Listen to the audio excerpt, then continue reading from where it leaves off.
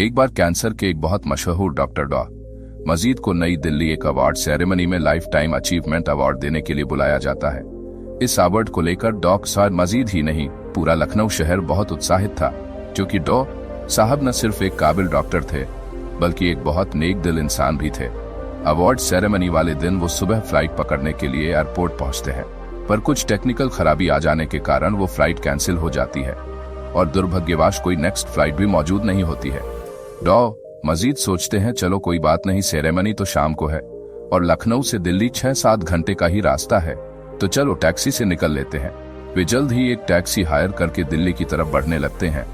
आधे रास्ते तक तो सब ठीक रहता है, लेकिन अचानक ही ड्राइवर कहता, साहब सामने देखिए, बहुत बड़ा जाम लगा हुआ है। अगर हम इस रास्ते से जाते हैं तो पहुंचने में रात लग जाएगी। अगर आप कहें तो कोई दूसरा रास्ता ट्राई करूं।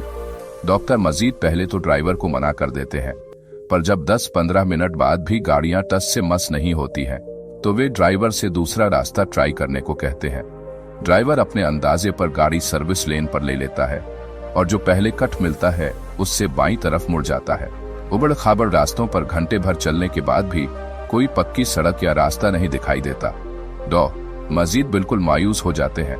तभी उनको दूर एक झोपड़ी दिखाई देती है।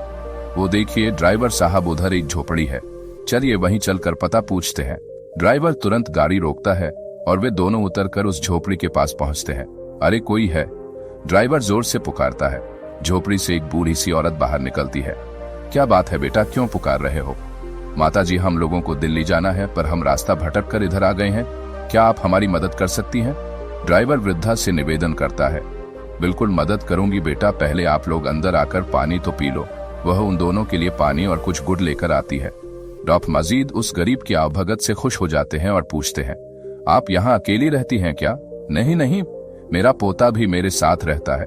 बेचारे के माता पिता बचपन में ही मर गए थे, तब से मैं ही इसका ख्याल रखती हूँ। देखिए न, बेचारा बिस्तर में बीमार पड़ा है, शायद ये भी अब कुछ दिनों बाद मुझे छोड़कर चला जाएगा। और इतना कहते कहते उनकी आंखों से आंसू निकलने लगे। डॉक मजीद आगे बढ़ते हैं और वृद्धा को ढांढस बंधाते हुए कहते हैं, कुछ नहीं होगा, इसे बताइए क्या हुआ है?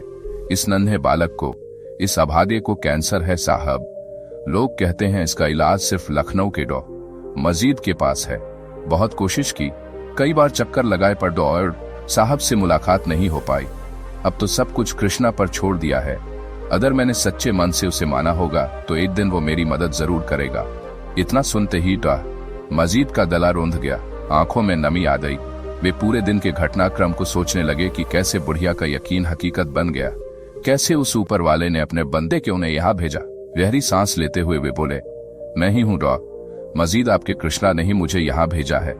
चलिए मेरे साथ, हम आज से ही इस बालक का इलाज शुरू करेंगे। फिर वे ड्राइवर से बोले, ड्राइवर गाड़ी वापस ले लो।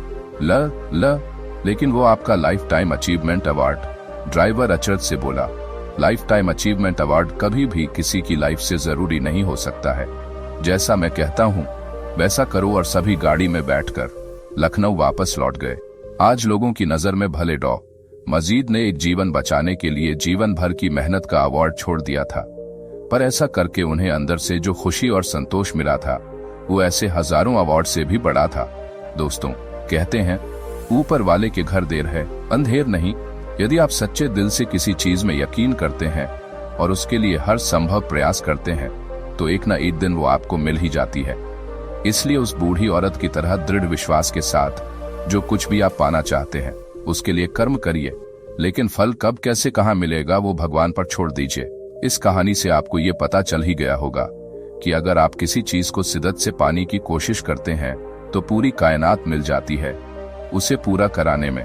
अगर दोस्तों आपको यह कहानी अच्छी लगी हो तो हमसे जुड़े रहने के लिए इस चैनल को सब्सक्राइब करें। Thank you.